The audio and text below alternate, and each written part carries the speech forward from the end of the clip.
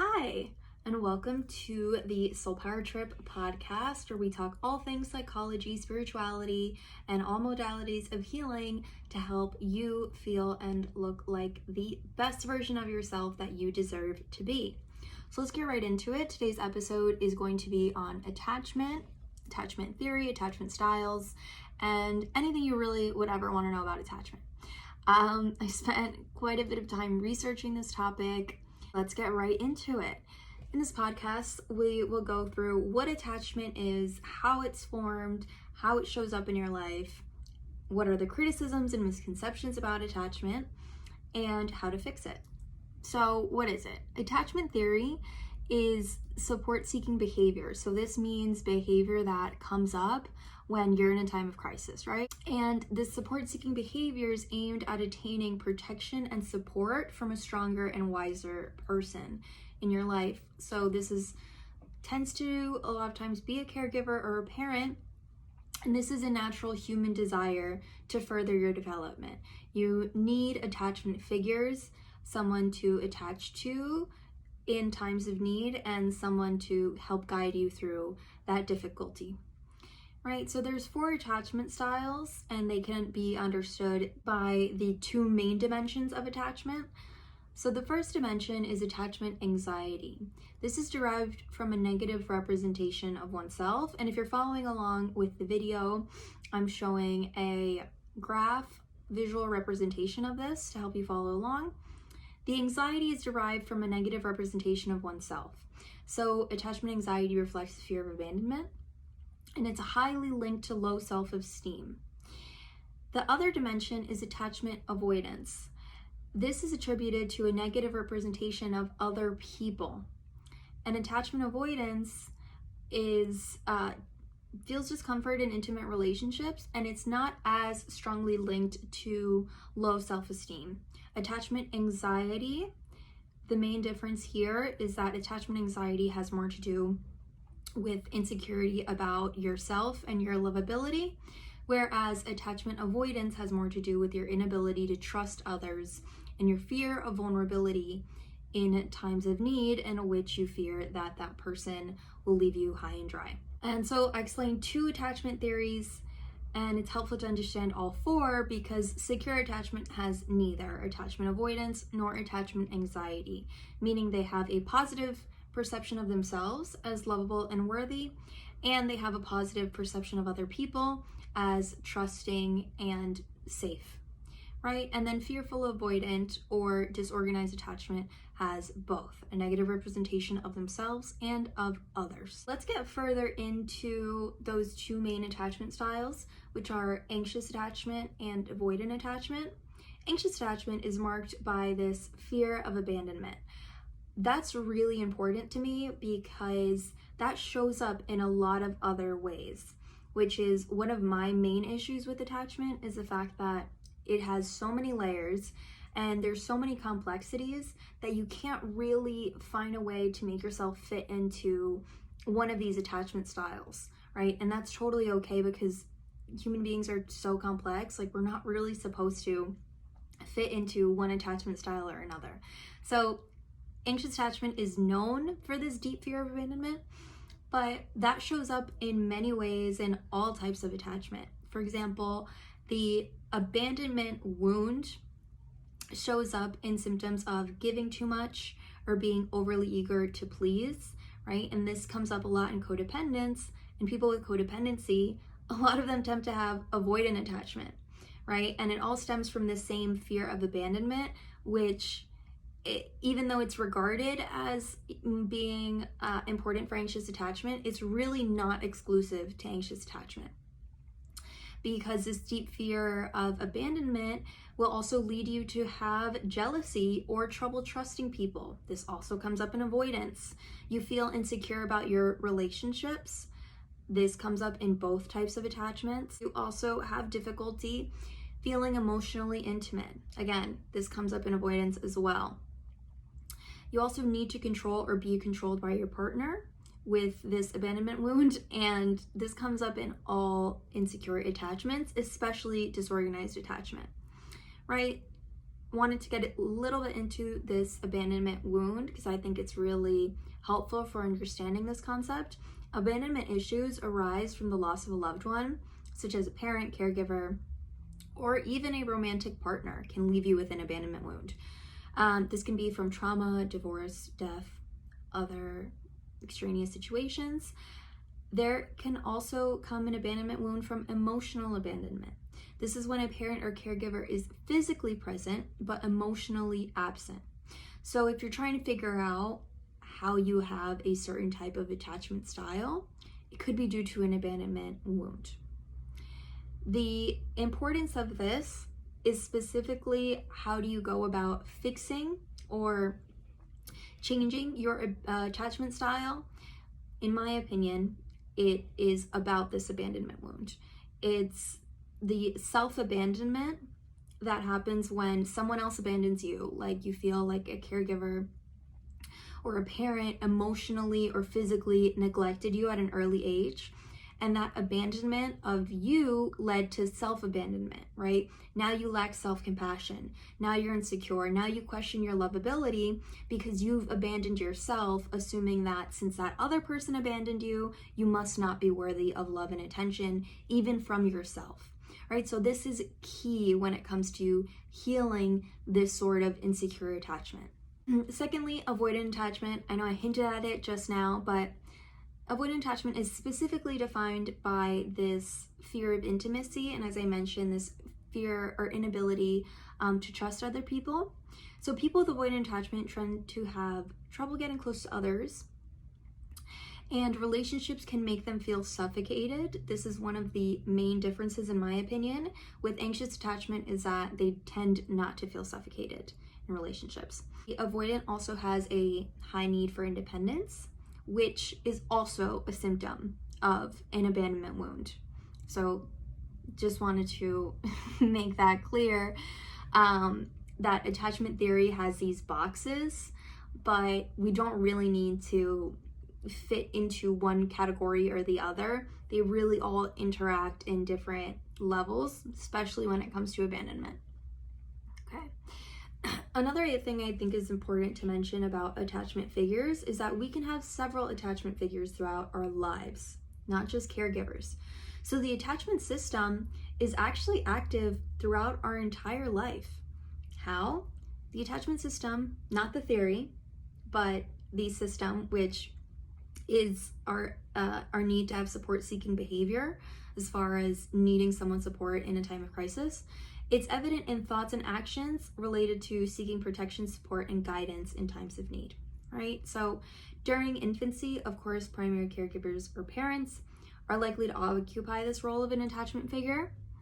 But during adolescence, peers and close friends or romantic partners become our attachment figures. Also, teachers and supervisors or even therapists can serve as important attachment figures later in life. Moreover, groups, institutions, and even spiritual figures can be used, at least mentally, as attachment figures. Now, this is really important also for the healing aspect, is that if you can form an attachment to some sort of imaginary figure that you trust, such as a higher power like God, then you can actually start to form these secure attachment habits. You can mentally have an attachment figure, someone that you can, in your mind, hold on to or go to for support and protection and guidance in times of need. And this can even be yourself. This can even be your higher self, can be your attachment figure. And once you build that relationship, that secure attachment with that imagined attachment figure, then you can actually start to replicate that in real life relationships. How does insecure attachment happen? So when a person's attachment figure is not readily available, this is specifically early on in life, you really need your parents' influence and guidance and support a lot of the time, like for just basic survival. So they need to provide proximity. They have to need to be physically present. They need to provide a safe haven, a sense of comfort of someone that you can that can protect you in times of stress. And they need to be a secure base, which means someone that once you go out and explore and grow, someone you know you can come back to and trust. Right? So if you had someone, a parent, caregiver in your life who wasn't able to do one or all three of those things, be physically there, provide a safe haven and a secure base, then serious doubts about support seeking come up. You begin to question if seeking support from people in the outside world is even worth it.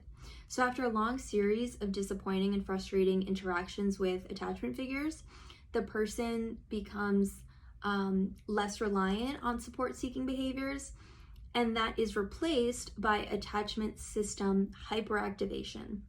This is just a fancy word for anxious attachment, but it's this attachment system hyperactivation that creates energetic, anxious, controlling, or impulsive attempts to force a relationship partner to pay more attention and provide better care, which may paradoxically lead to rejection and separation.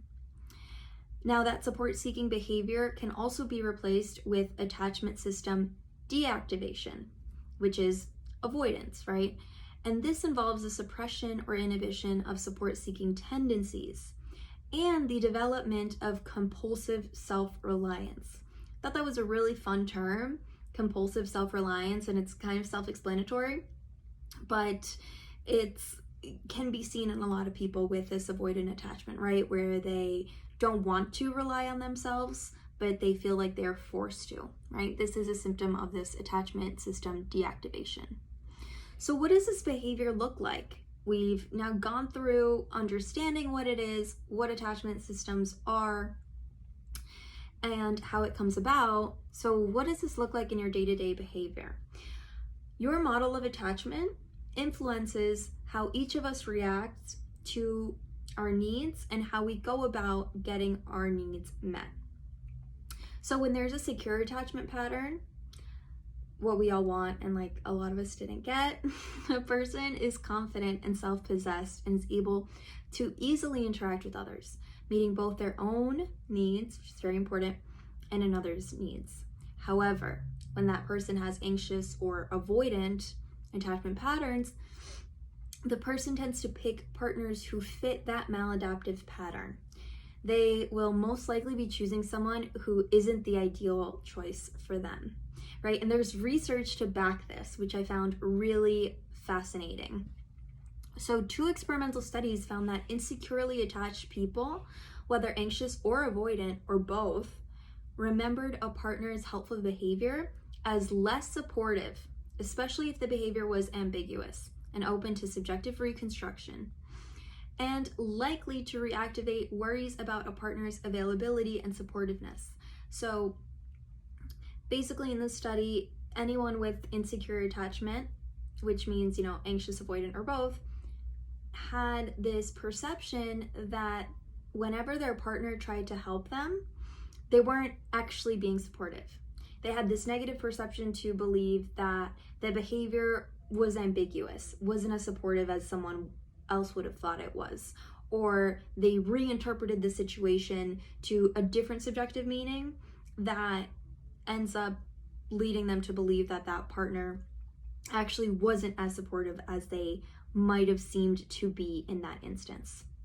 So another study found that anxiously attached people place considerable importance on a partner's supportive behavior. So they're hyper aware of what you call a partner's supportive behavior, and they always tended to believe that it was not adequately available on a daily basis.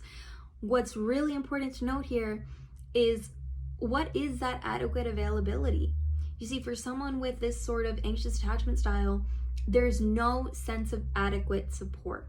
If they do have adequate support, they say it's ambiguous. They say they reconstruct the story to say their support wasn't actually as, well done as they might have perceived otherwise.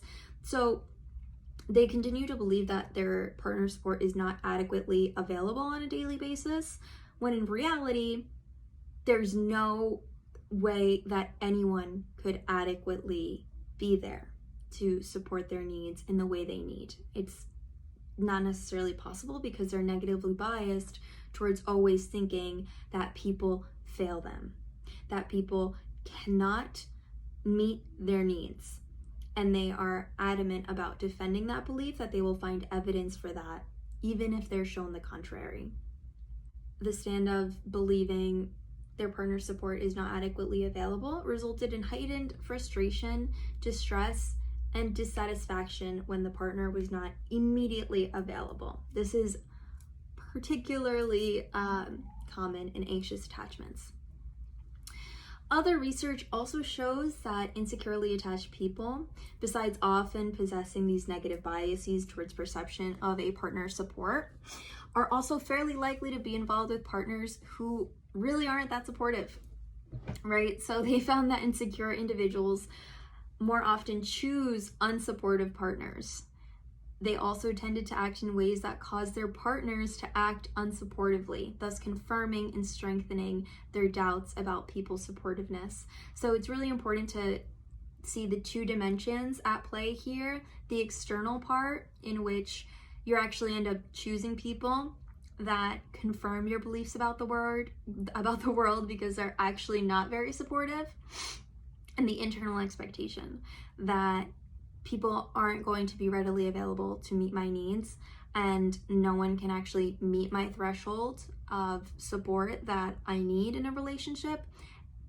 You believe that way, and then you actually end up seeing that come up in real life, enhancing that belief. However, what's important to note here is that you chose that person because of your belief system, right? There are people in the world who can be supportive. You just chose unsupportive people to defend your belief about the world, right? So your expectation becomes your reality. And this is more of like the spiritual, although scientific, it's just a lot less studied idea that you seek to confirm any narrative that you have in your mind, right? You create your reality. So this is an example of that. This is how you will continue in an insecure attachment pattern. Because of your expectation, you will actually seek out people to confirm that insecure attachment style, right? And people who will continue to make you feel like they're not trustworthy, that they won't be there to meet your needs, that they're not safe for you to be intimate or vulnerable with. They're going to use that against you. I'm sure these are like actual real lived experiences you've had, but at the same time, you chose that type of partner because you expected it. So another way that the anxious attachment shows up in your life is you end up feeling like in order to get close to someone and have your needs met, you need to be with your partner all the time, right? So this is your limiting belief, is that you need to be with your partner all the time and get reassurance and validation from them all the time. And if they're not there all the time, then they're not good enough, right? So to support this perception of reality, you actually choose someone who is isolated and hard to connect with, right? The avoidant attachment person. And on the opposite end, the person with a working avoidant attachment has a tendency to be distanced because their model or their limiting belief is that the way to get their needs met is to act like they don't have any. Then they choose someone who is more possessive and overly demanding of attention. There's assumptions here also dealing with your shadow, attracting your opposite, and kind of needing this opposite to kind of reflect back to you a little bit more of what you should be. Anxious attachment people, unlike people with secure attachment, tend to be desperate to form a fantasy bond. Personally, this part of the research I did hit home for me. So instead of feeling real love or trust towards their partner, they actually often feel emotional hunger. And they're frequently looking to their partner to rescue or complete them. I think this happens a lot of times in women because we're conditioned to have this Prince Charming come save the day for us.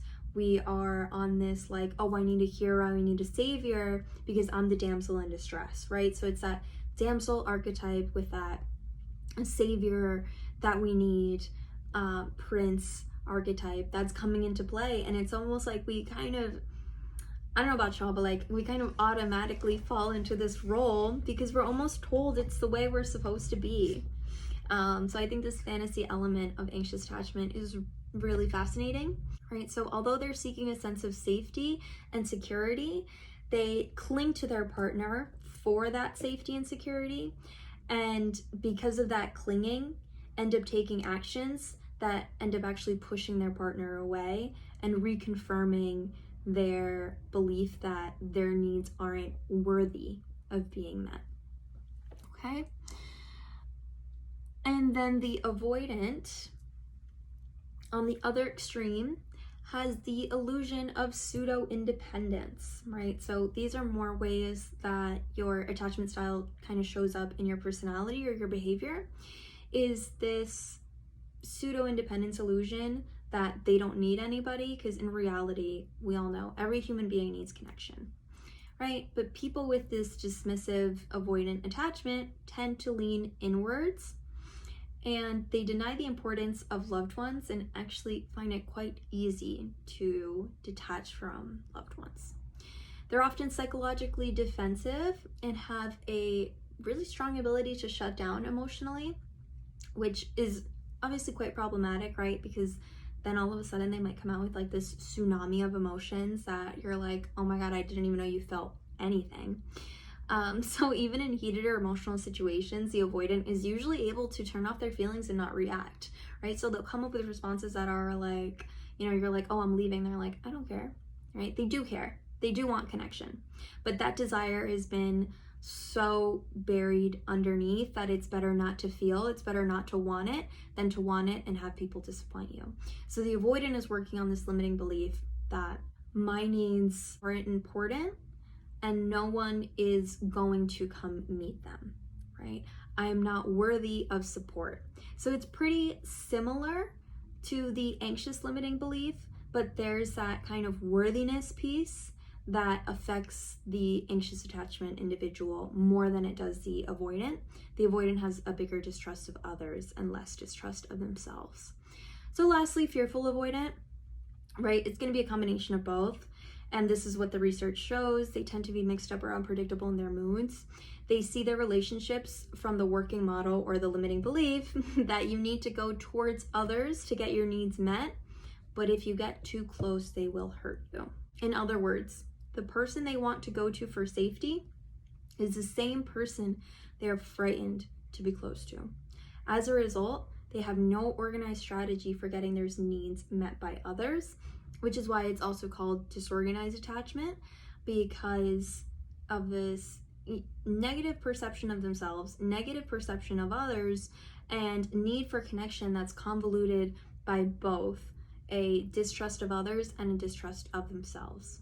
So I think we understand attachments, insecure attachments, anxious, avoidant, and disorganized attachments pretty well. I didn't really get into disorganized attachment because it's kind of implied in the anxious and avoidant attachment talk. If you identify as disorganized, then you're going to have symptoms of both, right? So before I get into how to fix this attachment style, I want to go through some of the critics and misconceptions about attachment theory, because personally, I don't use attachment theory in my clinical practice. I really don't think it helps me in a big way to know my client's attachment style and then treat them based on their attachment style, because I don't think that box is useful for me as a clinician. I really don't think that's like the source of healing, is helping them get a secure attachment. I think that's an outcome, and I think that's going to be part of it. Just don't really focus on this label to inform my clinical practice. In the research I found, a lot of other psychologists feel the same way. The number one biggest misconception is that attachment styles are a rigid thing. That you are one attachment style, and that style is how you show up in all of your relationships. So that's not true. Recent research shows that you can be attached in different ways to different people. A child can have a secure attachment to their mother, and an avoidant attachment to their father, and an anxious attachment to their aunt, and so on and so on. So what actually really makes a difference in what attachment style shows up is the person you're with, right? So you could have been shown insecure attachment when you were younger, but later in life had a romantic attachment with someone who was secure, a safe space for you, someone who listened to you and met your needs, then you will show up as having a secure attachment, right? So it doesn't necessarily, you're not marked by the way your parents were when you were younger. That's another misconception about attachment theory, is that it's entirely environmentally constructed, right? So is if you're born a blank slate and the behavior of your mom, whether they were inconsistent or consistent, is the sole cause of your anxious or avoidant attachment style. This is incorrect and not true. There's so many moving factors in our development that a mother's attention cannot possibly be the sole factor as far as how we act in our future relationships, or father's attention, right? In my research, I also found historical reasons why we all care about attachment theory. So fascinatingly enough, this research done by Bowlby, he's a psychologist in the 1950s who came up with the attachment styles terminology. His ideas were very popular in America, but not in other places around the world. Bum, bum, bum. Why do we think that is? It's because he was telling Americans what they wanted to believe. So his research was coming out in the 1960s when women were beginning to work, and there were news articles saying that this is going to be absolutely terrible and devastating for children.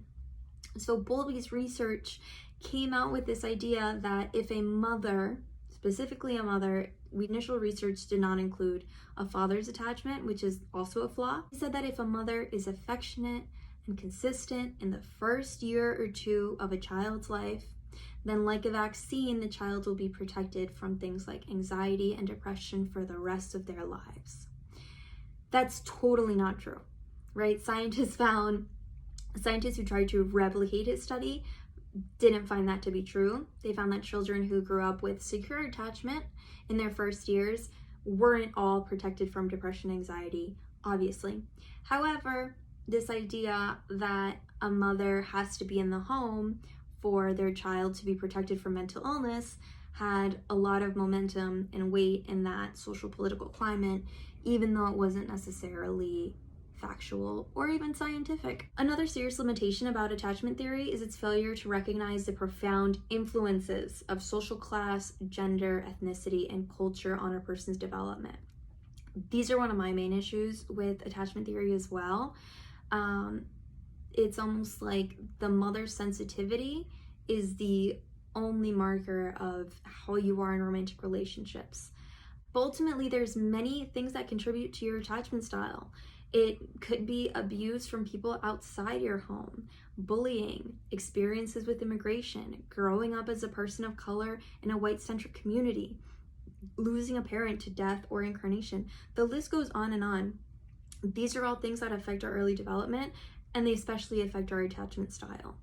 And not all of it is at all reliant on what your parents were like or weren't like. Overall, context is incredibly important, and I don't think this is something we talk enough about when we talk about attachment, is that the particular relationship we're in affects the attachment style that comes to surface. If we feel safe, secure parts of us show up. If we feel rejected or scared, anxious parts might take over, needing reassurance and affirmations. Or if a partner isn't letting us grow and needs us to the point of codependency, we can even become more avoidant. So there certainly is a way that you might tend to show up in relationships, and it can be helpful to know what that is, but just keep in mind that it's not the only way you are all the time. So how to fix it? Popular psychological theory believes in a broaden and build cycle of attachment security. If you're following along with the video, I am putting a graph on the screen to help us understand this broaden and build theory. Basically, this psychologist support the idea that if you have small experiences of attachment security, then that'll broaden your scope of the positive effects that come from that secure attachment, and then you'll be able to build on that broadened foundation or perspective. Experience with an actual or imagined security enhancing attachment figure The imagined piece is important because, as I mentioned, you might not need an actual person there if you have that imaginary support system. It can also have the same psychological effects, which is awesome.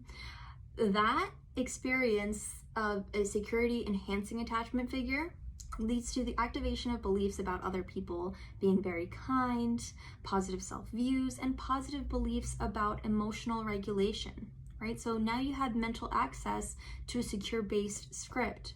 From there, you have a less of a bias towards these negative perceptions of people's support and might be actually more attuned towards positive aspects of social information, picking up on things in your reality in which people are kind to you, or moments in which you're like, maybe this is someone I can trust, right? And now your perception is acting in a way that's securely attached. And in this way, you have more access to self-regulation resources, right? So you might be better able to do things like goals, activities, or challenges, and have support from yourself or from this imagined attachment figure throughout. And this is the build part. This is the broadening, and then you're building from that place. And then you have a positive effect on your emotions as you go for those goals with your real or imagined support figure behind you, supporting you and encouraging that.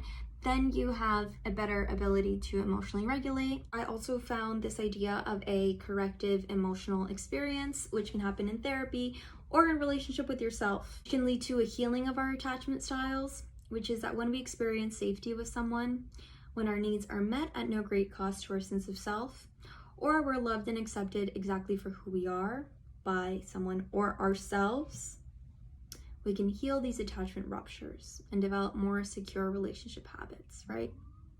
So I emphasize the yourself part because I want you to question, are you a safe space for yourself? Do you listen to yourself?